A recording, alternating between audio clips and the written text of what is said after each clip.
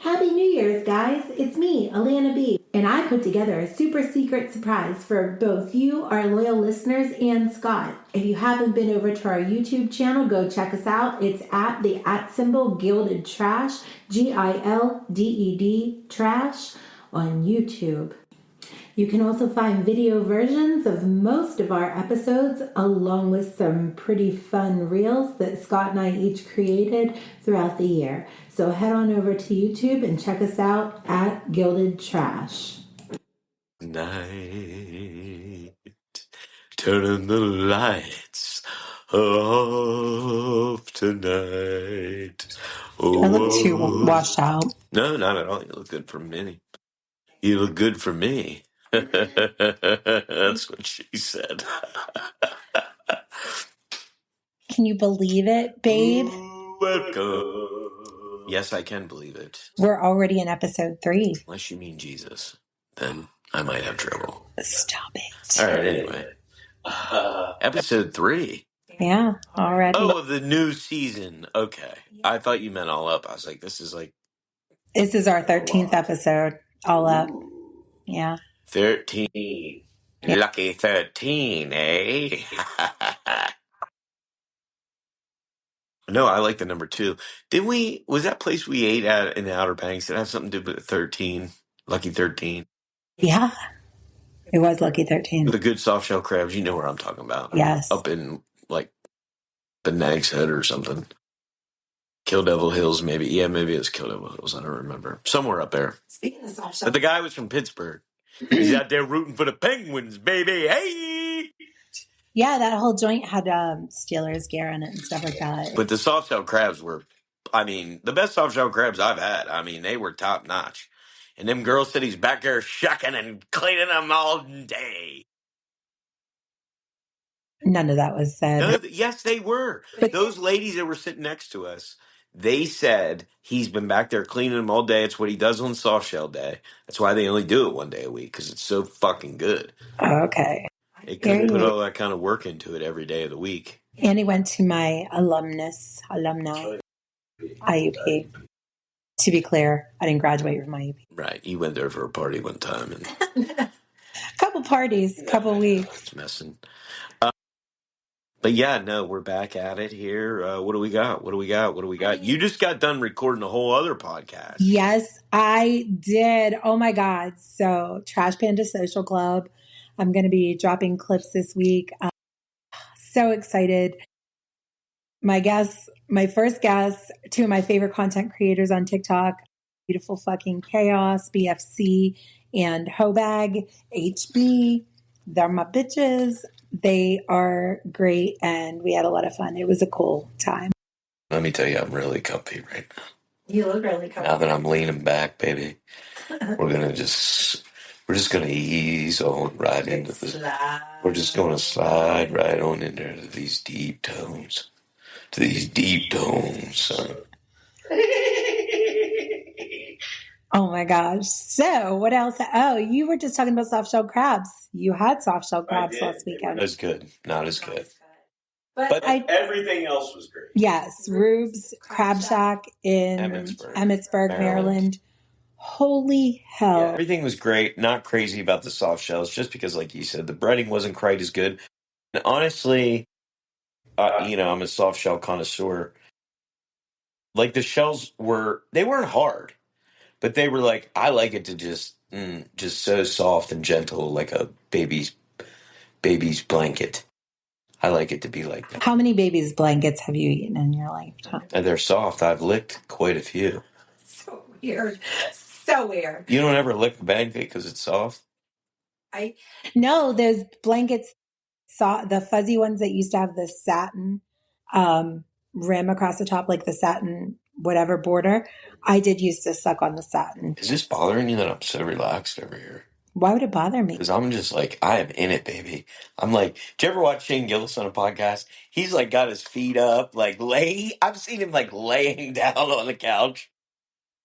Or like Dan Soder, who has a small like couch, and he's like right next to his guests. And when like certain people are like bigger on there, it's like they're like right next to him. It's kind of yeah. No, I haven't But seen no, it. Shane, like he just is like in his socks and he'll be like literally laying down on the couch while they're filming.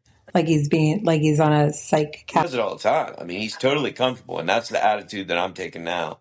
Is like, I don't care what I look like. I want to be comfortable. That way, you get the best version of me. I mean, I'm never comfortable. I'm uncomfortable in my own skin. I also like really hold my mic like this. Just it's resting on my belly. That's how good it is. Look at that. It's resting on my belly. That's how it's perfect. You're a crackhead, but I love you. Love you. What else happened this past week?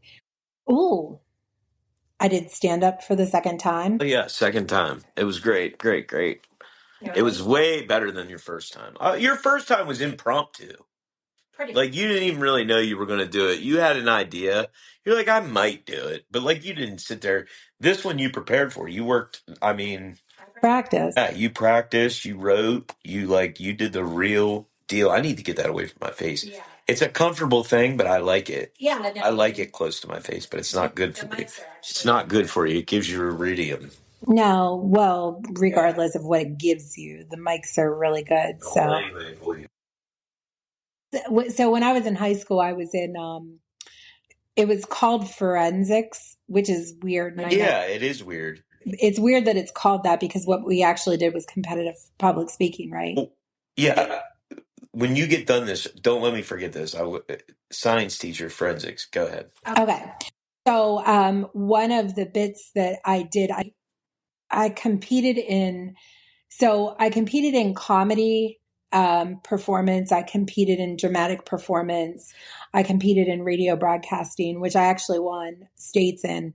But in my comedic performance, it was, oh shit, who was the lady on Saturday Night Live? Lily Tomlin. She was on Saturday Night Live, right? The little kid. Yeah. So yeah, she was the little in the big chair. Yeah. Oh my God, she was so cute. But she's did mindless Hollywood liberal. She had like a monologue that she did on Broadway, and it was, "How do you get to? Excuse me, ma'am. How do you get to Broadway?" And she's like, "And what I told him was practice." Oh yeah. I got high scores for that, but it was corny and stupid, but that always stuck with me. Just practice, practice, practice. Now, did you plan a speech? In when I competed in high school? Yeah, in forensics. So when I did the drama and the comedic, they were monologues from plays and stuff. So I did have to practice those, but I was also on the I want to say impromptu was the name of the category, but you had 3 minutes to like give your stance on something, but you got the subject like maybe 15 minutes before, and you had to prepare and read. Was the word extemporaneous? Yes, extemporaneous public speaking. Yes, you're so right. That was the category that I like to compete in. Extemporaneous. Here's our weekly visitor.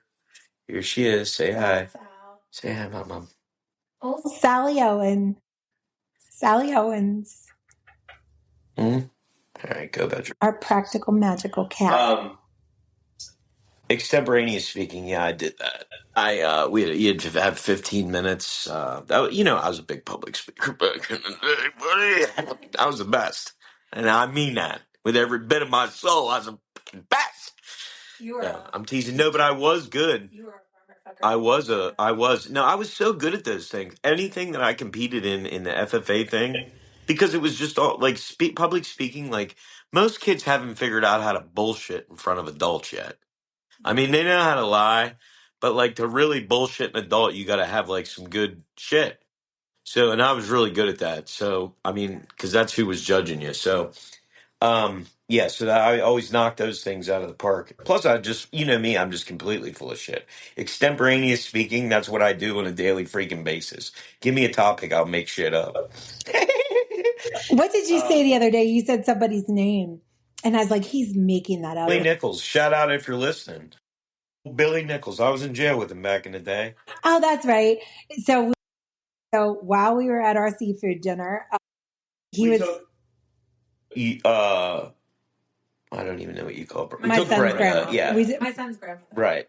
we took Brenda out to eat, and then she was talking. They were talking about their old days back over in Hagerstown when they used to. At the hayloft. Brenda worked there. Yeah. You worked there, Yeah. and hold on, I'm just trying to get myself a little better here. I'm just trying to get a little better, said a little better than before. Okay. Yeah. I was a karaoke DJ. She was bartender. I did bartending here. Stay with us. We'll be right back. Hey guys, so a couple of our listeners have asked how they can get in touch with us. One way is to check out our YouTube channel, which is at Gilded Trash on YouTube. Hit the subscribe button. You can comment on any of the videos. Another way is Buzzsprout. It's at gildedtrash.com, where you can interact with us by sending us fan mail.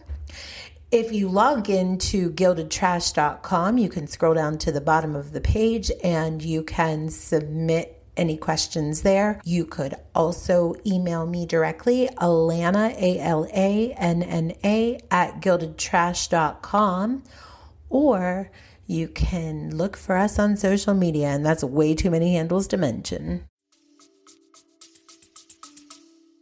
And she brought up this guy. She's like, I can't remember this other guy's name. His name was Billy. He was real tall. Now, mind you, Hagerstown, 50,000 people roughly. I was like, Billy Nichols. And she thought, Alana B thought I was joking. Because I just say shit like that all the time where I'm like, yeah, I know him. Johnny Juiceman. You know what I mean? Like, and this is one of his things. But here, so I just happened to name the one tall person I knew in Hagerstown named Billy. Hadn't seen the guy in 20 years. Shout out his name, Billy Nichols. Bada boom, bada bing. That's who she's talking about.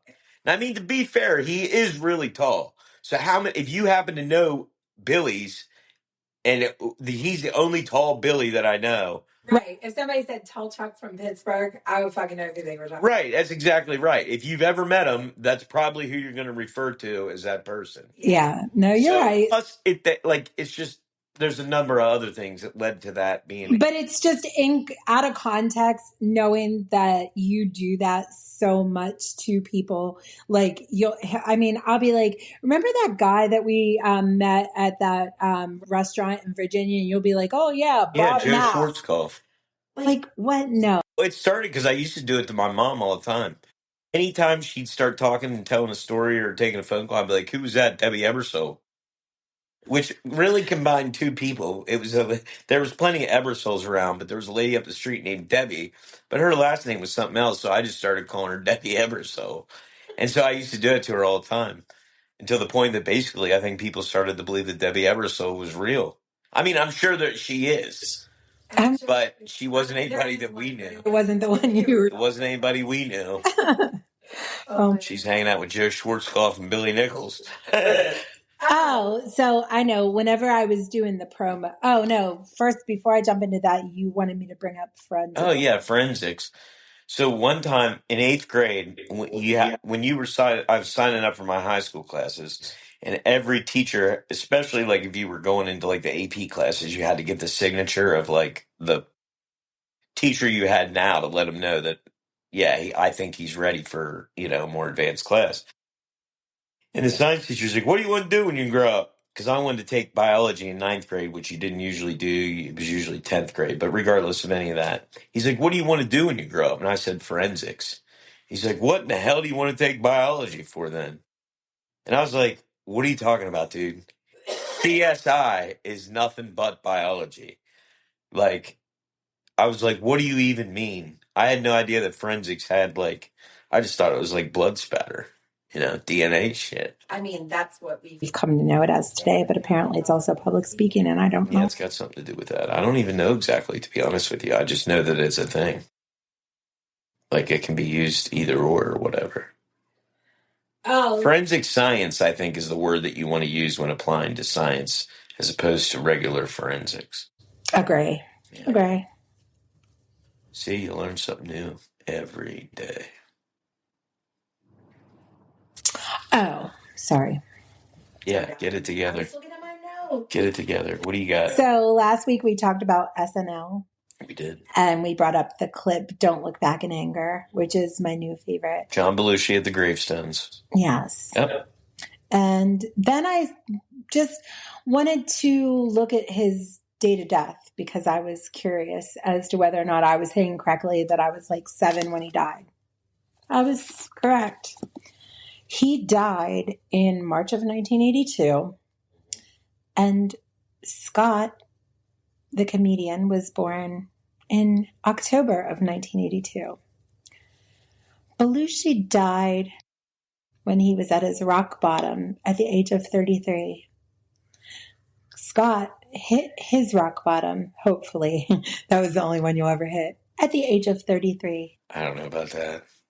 So you don't think before you got clean was your rock bottom? Well, no, I think I was 35 probably was my rock bottom. I'm 42 years old. Shh. I don't want people knowing that. But 70, you know what I'm saying? We'll call rock bottom 34. How about it? Split the difference, eh? Split the difference, yeah. Both were born to be comics. Was I? Yeah. I think the only difference between his drug of choice was cocaine. Yours is pot. But other than that, I just... It's not a drug, but let's move on. But regardless of the similarities, and I'm sure I could find more parallels between the two of you. Oh, his dad worked at Big Lots.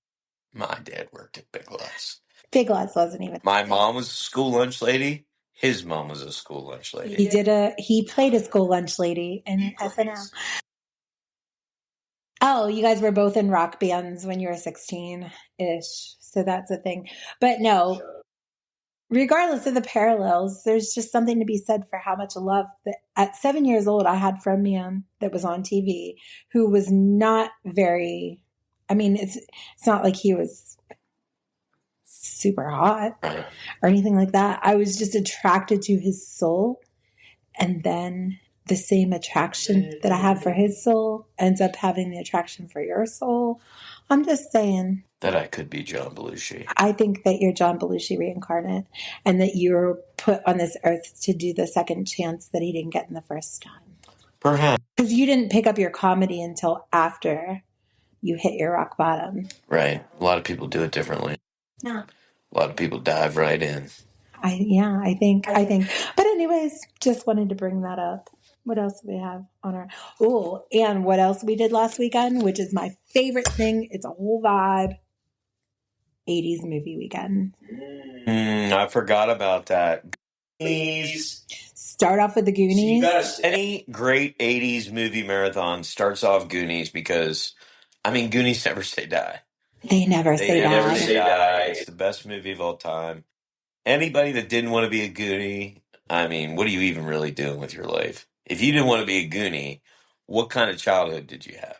And if you grew up in Western Pennsylvania, the hills of the hills of Estonia or whatever that place is called, Astoria, they look like it feels like when the opening credits look like Westmont, and you guys will know what I'm talking about, or look like Pittsburgh. I think too, like it was like as when we were kids, you could explore.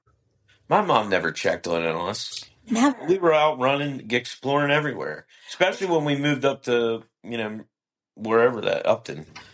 Because, like, we had all the woods and stuff, man. We never... Yeah. I mean, I played basketball every single summer. I wasn't an athlete. I wasn't any good at it, but I played basketball every single summer because we had... they sent the college kids that wanted to be gym teachers and shit, they sent them to the local playgrounds with equipment. And they would bring equipment. And I went to say something similar, kind of like a day camp, but not really. Yeah. Where you would just show up and there'd be people there doing activities with kids. Yeah. Second thought, maybe this is... It was such an innocent time back then. Nobody was worried about child rape and abduction. Right. Like my youth pastor never tried to molest me. You all knew the story of like one person in Texas or something that got kidnapped. Right. But it wasn't... But it they didn't worry. It wasn't a fear. Like now, parents would never trust kids with a complete stranger in like a weird situation. Back then, they're like, I don't give a take them. Get them out of my hair. Your mom fucking handed you over to some stranger. And you're talking to somebody that's been there, brother. I've been kidnapped. I've lived Human to tell the traffic. tale. And yet I'm here now. But that's how it went back then. There's your grandpap went to find you. Right. You got kidnapped. You didn't want to fuck with my grandpap. When you were a kid, if you didn't make your way up to Devil's Cliffs or some place like that, Dead Man's Cave. It had to have a name. It definitely involved. It always had a name. Death was usually involved in the title. Yeah, yeah. Or like, every town had them. You know what I mean? It just depended on what you called it. I mean, we were playing Devil's flashlight Cave. tag. Flashlight tag. By virtue of flashlight tag, that means that it's dark outside. We played flashlight tag, and nobody ever got abducted. I think damn near every devil body part is like a location in a town. There's like devil's backbone, devil's hands, devil's breast, devil's breast cave, The old devil's tits. the old devil's tits cave. Yeah, you heard about Johnny, didn't you? Yeah, he was up there exploring at the devil's tits caves. He got attacked. We're heading on down to the new hot springs in town. They're called the Devil's Asshole. Called the devil's nutsack. No, but yeah. No, but there was, though. I mean, there's a devil thing in every town. There is, but I mean, again, we just weren't. And I told you the other week, I have a theory on this. I have a theory about why humanity has evolved into fucking helicopter parents. There's patient zero. Ooh, that was not good. Patient zero. Who's patient zero? John Walsh. John Walsh. America's Most Wanted is what started this. Then parents started getting scared. Scared. I get it. Go find your kid, buddy. Get the news out there. But the problem is then everybody, that worked so well. It wasn't John Walsh. He was trying to do a good thing, trying to, you know what I mean, help others. Like Americans do with every fucking thing else. We made it excess. No, well, listen, no, this is what happened. He created America's Most Wanted. It was a smash success. So then you had 100,000 other things all talking about this stuff, trying to duplicate the success of America's Most Wanted. And it might be the same case told by 7 different venues or mediums, but because it's being blasted in your face all day, every day. I mean, let's be real, though. It is happening a lot, though, because you see it all the time, people getting arrested for it. I mean, it happens a scary amount for as much as you can get. I think that people have always been messing with kids, dude. From way back when till now. Like, it's out in the open. I mean, I'd say it's like 1 out of 5 people. I'm not even lying to you. It's probably like maybe 1 out of 10. That's how scary it is. That's why I stay away from people. People are disgusting. But anyways, that's not even what we're talking about. We're talking about 80s movie, 80s weekends. Well, first of all, let's talk about the fact that an 80s movie weekend does not even happen without homemade popcorn. Made on the stove in a big pot with oil. Shake-a, shake-a, shake-a. Shake 'em, shake 'em, shake 'em, bake 'em, popcorn. Making popcorn is like one of my favorite things to do. It's actually soothing for me because I love the noise. We never did nothing homemade. It was microwave all the way for me growing up. One time, Pappy Reed tried to make it on the stove, and it ended in complete disaster. And I don't think he was shaking it the way you're supposed to, and so it burned. And that was the last time that we ever, anybody in the Reed family tried to make popcorn on a stove. I mean, full disclosure, you can't do it on an electric stove because you don't have the glide. It has to be a gas stove to get the best, or you could just use an air popper. But I learned how to make it the old-fashioned way, and I love it. And it's so simple, and it's so good. And you can make a fuck ton of it. Like every time I make it, I make a bowl like the biggest Tupperware bowl we have. So, anyways. So you start with Goonies, right? Goonies, Where do you go from there? Poltergeist, great 80s movie. E.T. There's a couple that we haven't watched. Also, I have to eat pizza during any movie that features pizza. That being E.T., Home Alone. What else? The Ninja Teenage Turtles. Yeah. We haven't talked about that. Teenage Mutant Ninja Turtles. That's a pizza movie. If I ever seen one in my life. They love their pizza. They really did. They really did. Oh, remember that time I made you ectoplasm from scratch? Ecto Cooler, baby. Ecto Cooler from scratch. I say things weird. I know, but ectoplasm is a little disgusting. That's ghost jizz. I didn't make you ghost jizz. I made I know, but yeah, Ecto Cool. That's why it's cool. Ecto Cooler. Yes, it was amazing. Ecto Cooler, of course, Ghostbusters, great 80s movie. oh my God. Yes. But yeah, they had a drink. Now, Ecto Cooler was actually from, I believe, the real Ghostbusters, the cartoon, which came out in the 80s, which I also love, which is also where we get the cereal Ghostbusters from. The Ghostbusters cereal, I should say, not cereal Ghostbusters. That's a little bit different. But it's where we get a lot of the kids' toys and stuff like that was the real Ghostbusters. And the Ecto Cooler, of course, was made by High C, tangerine flavored drink. And it was absolutely amazing. They re-released it a few times since with the new Ghostbusters movies and such. But I don't think it was the same.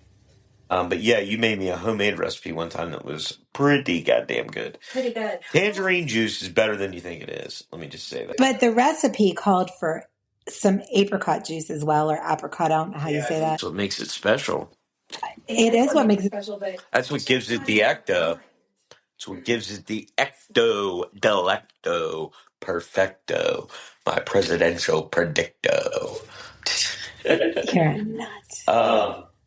You're wild today. You're hyper. I love it. But no, I did love. I mean, all the Ghostbusters. So I was really jealous. I told you before. I had a friend that he always had like the best cereal, the best toys, and Ghostbusters cereal. When I got to eat that at his house, like you talk about a moment that warmed my heart, buddy. I probably had 2 bowls. God bless his mother. But yeah. I don't remember. The only thing that I was ever, not covetous, because that's not the right word, but the only thing that any of my friends ever got that like I was like a little jelly of was one of my girlfriends, her grandmother bought her expensive makeup, like Clinique. Clinique was high end. Clinique. Yeah, that was the high end shit in like the 80s. And she always had the Clinique lip gloss and everything Clinique. And it was like, but I mean, you all right? What are you looking at? Nothing. Your nose hairs. But I mean, it tracks because she grew up to marry money, and so whatever. Right. It tracked. The only thing I was ever jealous of was that Evelyn and Ryan both got to go to McDonald's more than me, and they got the toys that I was extremely jealous. Other than that, I did not care. I was also jealous of the kids that were allowed to stay up past light outside in the summertime because I'd see them from my window going to an ice cream truck. You were so hyper. Your mom made you go to bed before the lights were off. Before the sun went down, for Christ's sake. I remember. That's cruel and unusual. Don't ever nobody should be going to bed, period, unless before the sun goes down. That's not the way the world works, okay? I mean, people who work third shift do that. Kids don't work third shift. I wasn't working third shift, I tell you that. Oh my gosh. Sounds like you were traumatized. Do you want to talk about this? Yeah, I'm traumatized because I didn't get the Fraggle Rock toys. I'm traumatized because I didn't get the wrestling ice cream bars. Is this why you went on to lead a life of crime? Yeah, I didn't get the Silver Hawks that I wanted. I didn't get what was the name of that shit? Thundercats that I wanted. I tell you. No Castle Grace. I got Barbies, though. Barbie? One time I got 2 of the same Barbie for my birthday. What a fiasco that was. It was one of the gem dolls, the one that was, I don't know if she was black, but she had a different color skin than the rest of them. I can't tell that story. One of these days I'll be able to share it when the world is right again. But Olivia once my Oh, yeah. Don't ever say that story. We're just going to drop it right there. Her daughter dropped the N-word in a McDonald's. in a McDonald's in a city. And it was her father's fault. I mean, I was horrified. But her father, to be clear, is purely racist. And well, actually, I think it was an act because he then went on to have an email love affair with one of the Nigerian princess ladies, and he knew she was black, and he was in love with her. But so got himself a Nigerian princess. He did. But Liv was 3, and we were in the Hagerstown McDonald's, and she got a Barbie toy, and she said, "I don't want the N Barbie." You talk about some faces turning, buddy. Even in 1990 something, the heads turned. It was like 1999-ish. They killed her. No, 1997-ish. She was born in 95. Oh my God. Kids say the darndest thing. They do. Bill Cosby taught her that one. Yeah. But what else about the 80s? I mean, I loved it. I'm a true blue 80s girl. True blue. Oh, are you? You're going to lay down. Shane Gillis style, buddy. Yeah. Now this is a podcast. Yeah. You actually look good like that. I know. So I'm saying that's why he does it. It's comfortable. I'm having fun. Pull your mirror stick down just a little bit, though.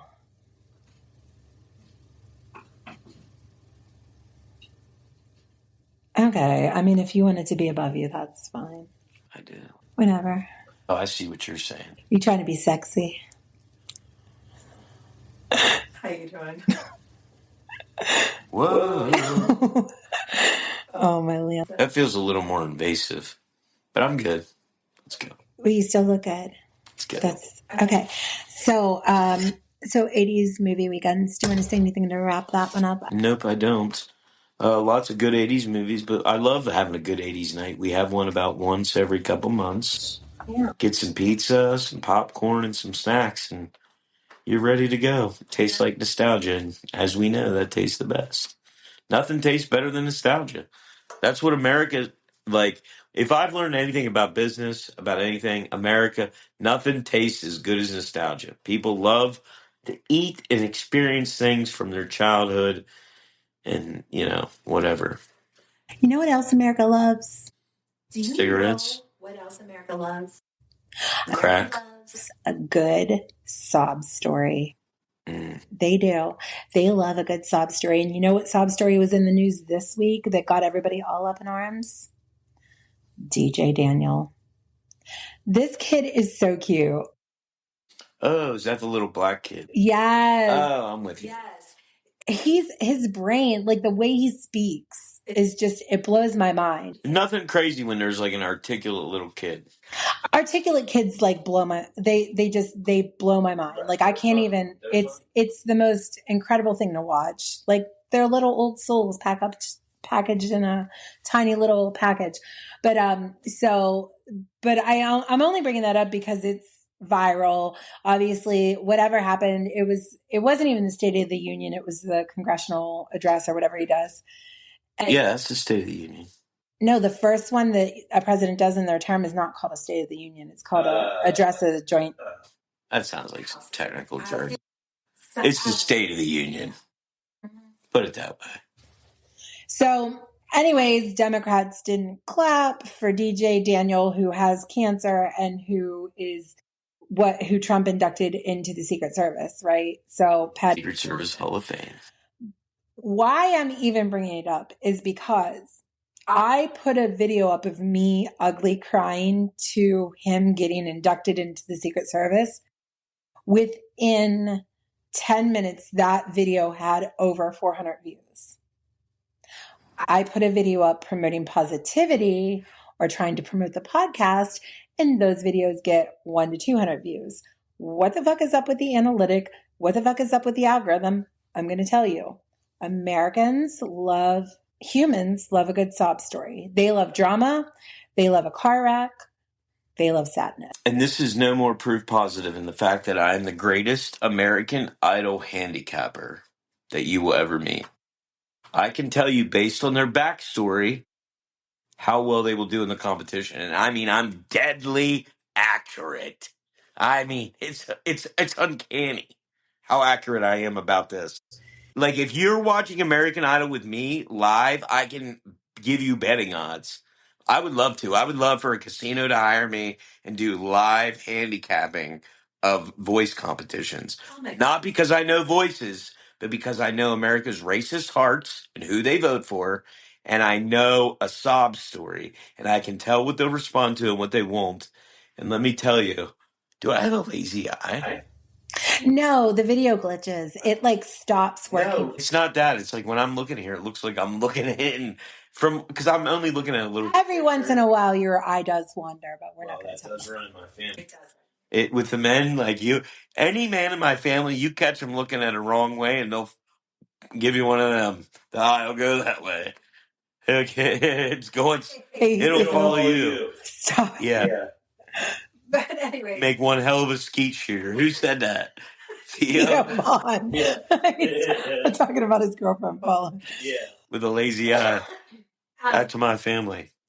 No, but I don't know you why either. you are a good handicapper.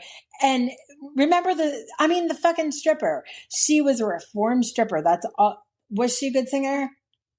Not in the grand scheme of things, no, but she made it far because people loved her story.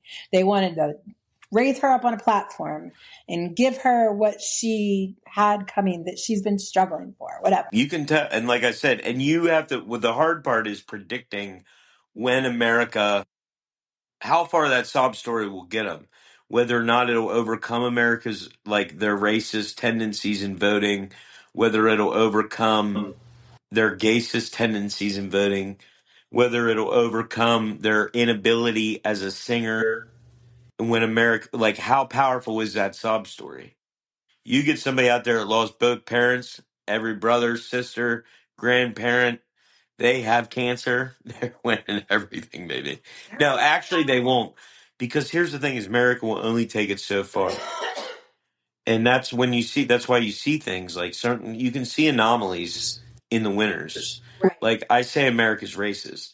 Obviously, there's been people. Ruben Studdard won American Idol, right? Or did he come in second? No, he won and Clay Aiken second. Yeah. Right? Something like that. But I'm just saying, in that instance, America hates gays. No, I'm kidding. More than they hate black. Right. No, but you just have to get a gauge. You just have to gauge for it. But American are voting. They tend to be. You have to think if 10% of the people voting might have an unconscious racial bias, you have to take that into account. And I do, and I'm very good at it. Baby, you just made the whole case for DEI. I think you're going to keep your position as a DEI advisor. I mean, I try. I know, but nothing spells diversity, equity, inclusion like yours truly. Like a white guy leading the conversation. Like a white guy leading the conversation. I love it. I love it. No, but I mean, it drives me insane. Trash Panda. The whole thought concept behind Trash Panda was trying to promote positivity on social media, and we ended talking about drama, which is cool. Right. Oh shit. Which is cool because that was, it's content, right? But at the end of the day, drama sells. I mean, that's the long and short of it. And the corporate America and all these little assholes that control all this, like media productions and stuff, they all know that. They all know human behavior and know how to play. They all know how to play tricks. Like any good propagandist, they know how to play tricks with your mind because whether or not you want to or not, your mind is susceptible to certain things. Well, I mean, just because of the way we've progressed evolutionarily through the years, our brain is subject to certain things. It's subject to seeing patterns where there's not. It's subject to seeing, you know what I mean? Like there's so many things you can do to trick your brain, even if you're aware of it. No, there is. I mean, that's why we've talked about it. That's why The Secret actually does work, in my opinion. But I heard somebody say it the other day. And it jumped off the page to me because it was a reality person. And they were like, no, reality shows are not scripted, but they're outlined. The producers are the ones that are like putting shit in other people's ears to cause drama and saying, hey, did you hear so-and-so said this about you or whatever? That's exactly right. They're able to dictate. You don't even have to do anything. They're like, Josh was talking shit. Yeah. That's all they say. And then they've planted these seeds. That's all they do is plant seeds. And then they watch them grow into beautiful drama flowers. Yes. That's what they do. Yes. Yes. I mean, I wear it all on my sleeve. So, and it started with the original reality show, Real World. They did it on there. They would say they would get messages from the producers and stuff like this to like start pushing this issue. Yeah. Start leaving your laundry in the fucking guest room or whatever. And then this creates that's how they're able to create drama without scripting it. Well, so one of the content creators that I follow on TikTok, her name is Ava Louise, and she's in the reality network somewhere. She's done reality and videos and all this, that, and the other. And she said that, on one of the shows she was on, the producers wanted her to go into somebody's room and toss it while they were on vacation. I mean, they told her to go in and fucking go through somebody's room. It's their house. The people that own the network or whatever own the production are paying for it. So technically, whatever's in that place is their property. Humans are already dramatic. It doesn't take much to stir up some shit. I mean, you see this. A Facebook comment starts a murder scenario. You know what I mean? Like, well, that's a whole other layer. To get riled up. That's a whole other layer because when you take the sound, when you take the audio out of the mix and only have text, then everybody's innuendo you can't read innuendo always in somebody's written word, right? So in a 40 character text, you're going to read your own innuendo into how they meant it to be said based off of who you think that person is. Right. Exactly. For the longest time, I struggled when my kids got to high school and started using socials.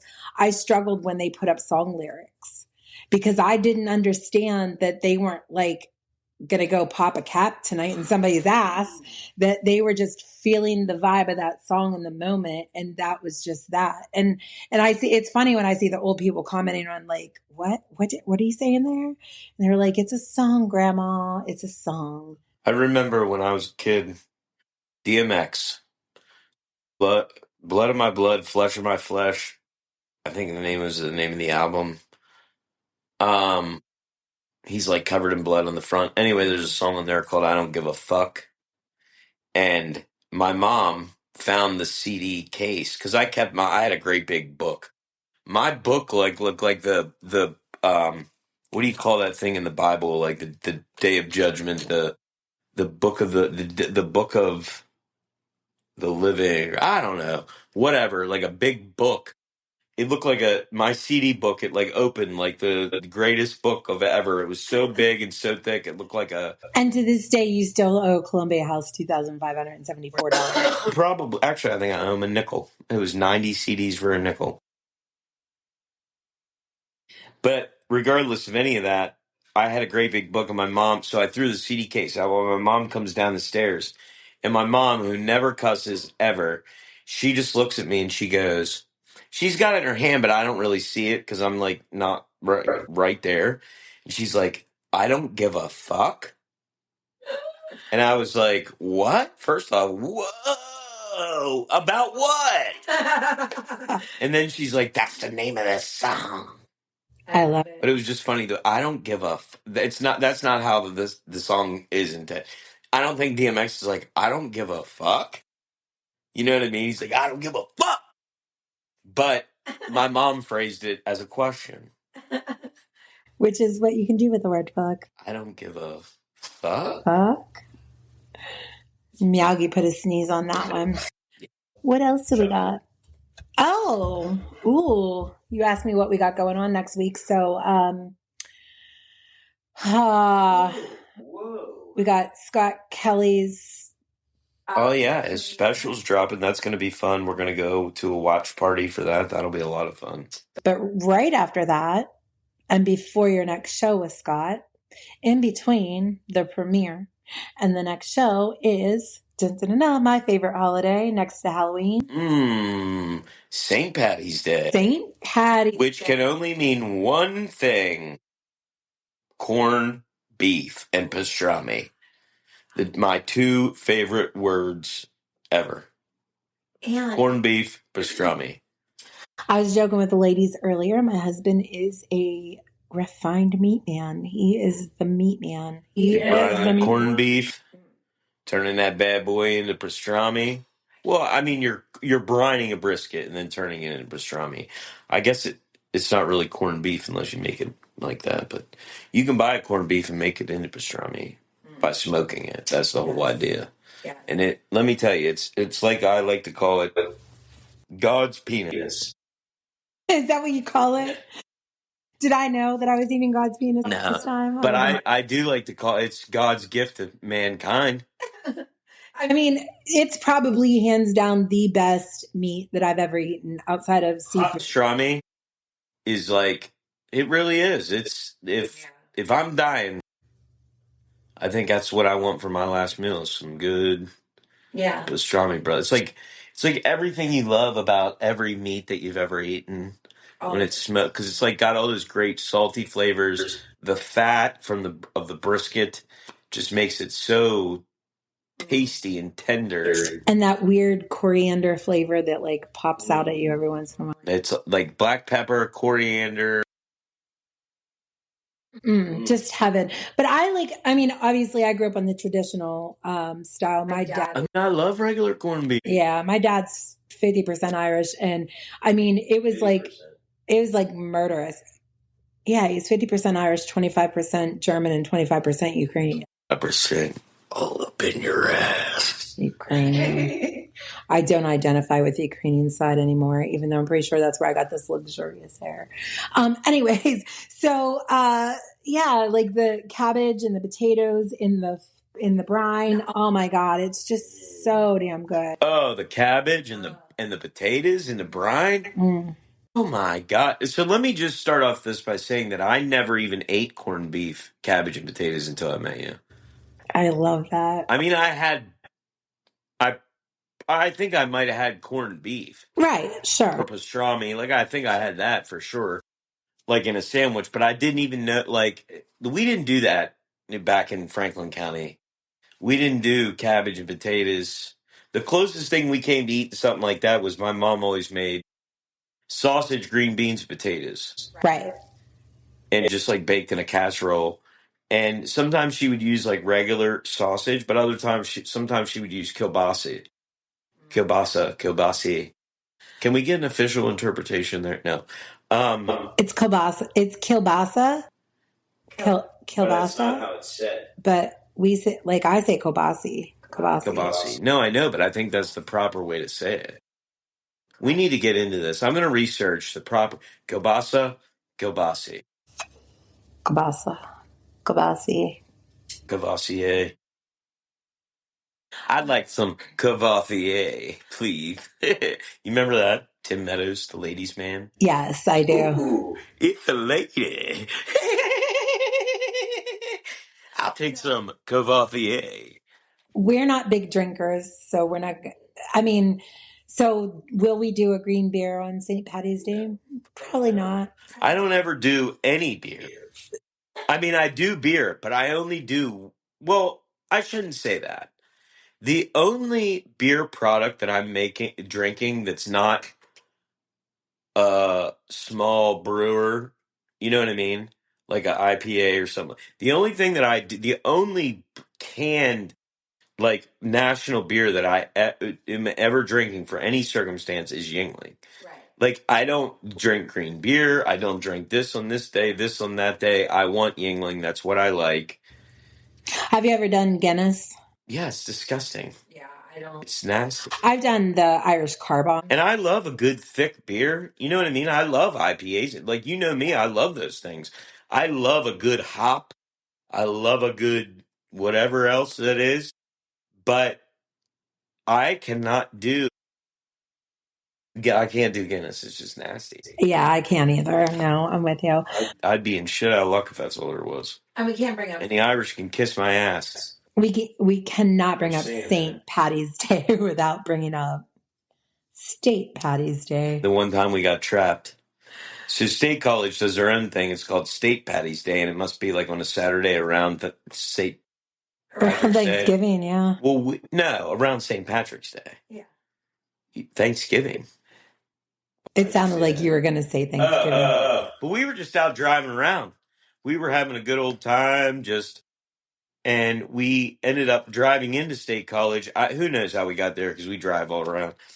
And we got somehow we like turned down this one street, and next thing you know, there was like 20,000 students marching down the street. We're engulfed in a wave of people. We can't go forward, can't back up, can't go side to side. We couldn't do anything. We're like, we got stuck in a town. State College is what, 6 blocks long? Right. And we got stuck for like 2.5 hours because we couldn't move because it was just a throng of people. Just walking around. Yeah, Just never walking forget. around. So always be aware when you're going to State College in March of State Patty's Day. Yeah, check to see if State Patty's Day is happening because you're going to. Or you too could get cut stuck. What else? Oh, the last thing I have on my agenda, and then we can wrap it up.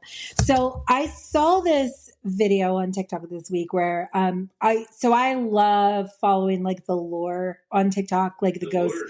Oh, I love the Lord. The lore, like the Lore like the Lore Lodge. Yeah, like Lore Lodge. Lore. Yeah, no, I know. Like folklore. Yes. And one of the creators told a story the other day. So there's an app called Randonautica. Oh, yeah, you were telling me. And it's like a geocaching app where you tell them, I didn't look at the app yet, but you put in your intent of what your like vibe is for the day or whatever. So you can put in like scary as the intent and it'll take you to like scary Penn's Asylum. Right. Or something. Yeah. Right. So, I'm going to have to do a little bit more digging because apparently this app is taking people to like really scary places and I can't tell if it's a setup. Like, right. What would be you're showing up to be murdered?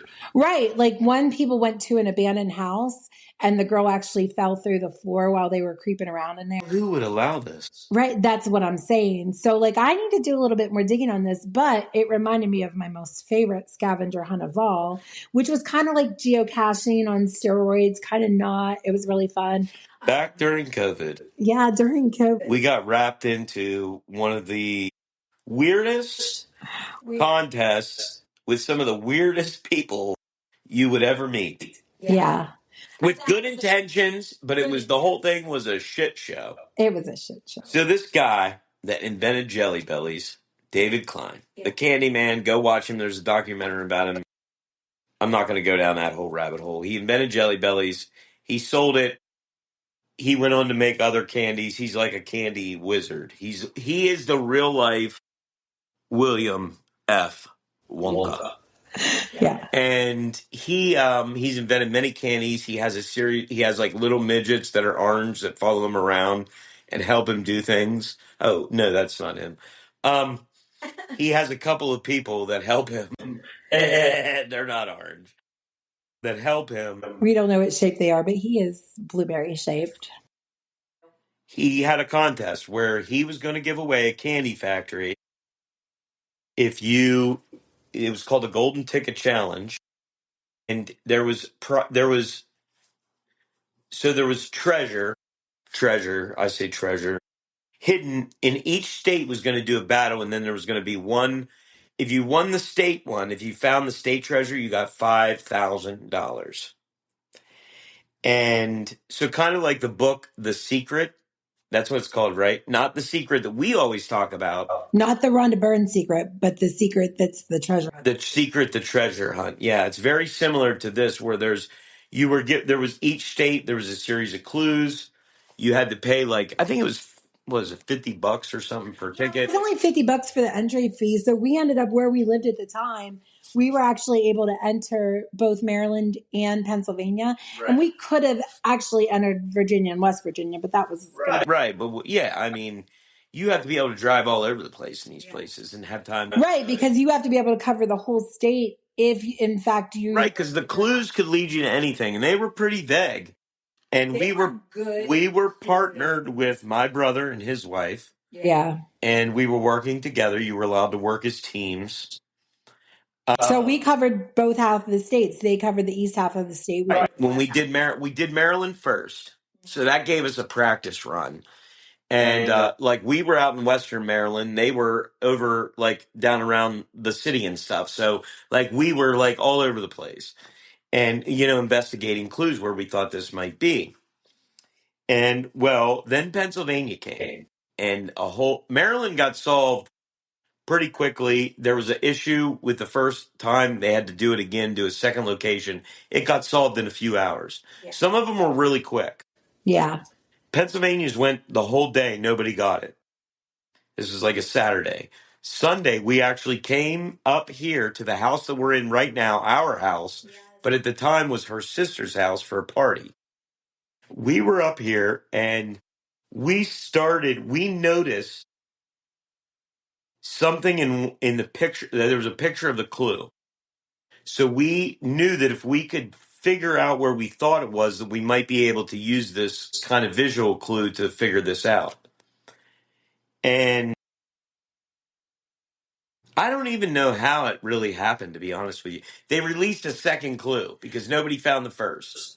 Right. So we were already looking at the picture and we had a rough idea of where in the state we wanted to go.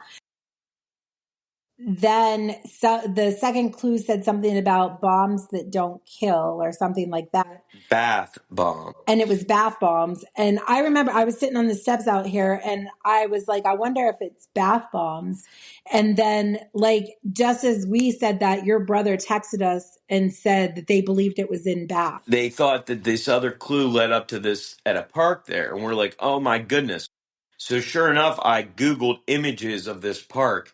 And there underneath, I could see it ever so slightly, something that was in the corner of the picture of where it was. And I was like, that's where it is. Get there right now. Go get it. And we won the $5,000. We sure enough did. It was awesome. It was so fun. A lot of credit to the creators of the clues. Stephanie 30 Acres and a Mule. Yes. Mule. Yeah. No, it's Stephanie 30 Acres, but yeah, like it was. What a fantastic concept. Administratively, they could. Yeah, administratively, it could have been run a little bit better, but like it felt like it was so fun because it was just like we're doing. No, I wish that they did another one now that I have socials and everything like that, because for the people that had socials, they were like broadcasting. And it was during COVID, so it was getting people out. Yeah. And you're exploring outside without bothering people. You were going. Yeah, you were out. I mean, none of the clues were inside, I don't think. Like everything was outside at a public place, like at a park. Yes. Or, whatever. But it was like in a public area that you had access. You didn't like have to, you weren't trespassing into somebody's factory to get a clue. Yeah. Who knows? Maybe we'll have to come up with our own little scavenger hunt across the planet. But anyways, the only one we didn't get is Meowdith Gray. Speaking of which, listeners, if any of you have experienced this, we have a cat who likes to watch TV, and I mean, she watches it. Watches it. We've had many cats that'll look at a TV, if they hear like a meow or something like that. But when I tell you this cat will settle into an episode of The Mentalist with me, like you never seen. And I mean, she's watching because you can see her head following everything on the screen, man. She loves Bones. She loves Psych. Yeah. She loves Monk. She loves My Cat from Hell. My Cat from Hell. She loves anything David Attenborough, National Geographic. She now loves Dr. What's his name? Dr. Jeffrey. No, Dr. Jeffrey. Yeah, Yeah. Dr. Jeffrey. She She loves loves Dr. her. Jeffrey. Anything with animals, she loves. What started this, though, the reason that we even saw this, because Men in Black, Oh, right. That's exactly. the galaxies on Orion's belt, that cat was meowing around, and she just happened to be while we were watching it and started paying attention to this cat. And then ever since then, she's been hooked on TV. It's the Men in Black got her. She's a curious little. We'll put a video in at the end of this. Yeah. Yeah, we'll put that in. So, I mean, that's about it, babe. Unless, I mean, next week is going to be, we are just, it's fast moving. All I'm saying is June is coming quickly upon us. And Too quickly. I haven't picked or packed one box yet, but Too quickly. I've moved no less than 30 times in my life, per se. I might say I'm an expert at it at this point, at bossing. At telling me how to move stuff. Yes. She's very, very, she is an expert at that. Very, very good. There has to be a delegator in the group. All right. Well, if nobody's told you guys this week, Stay trashy. See ya. Peace in the Middle East. and everywhere. Mainly the Middle. I left Oklahoma, shamalama, obalaba doobly doo. Shangle doodle dandy, mama's got some candy, your daddy's got some biscuits too. He had some pepperoni with his brother Tony. They went down to 89. I'm cracking. Oh, how I love it. Oh, how I love it. Oh, how I love it today.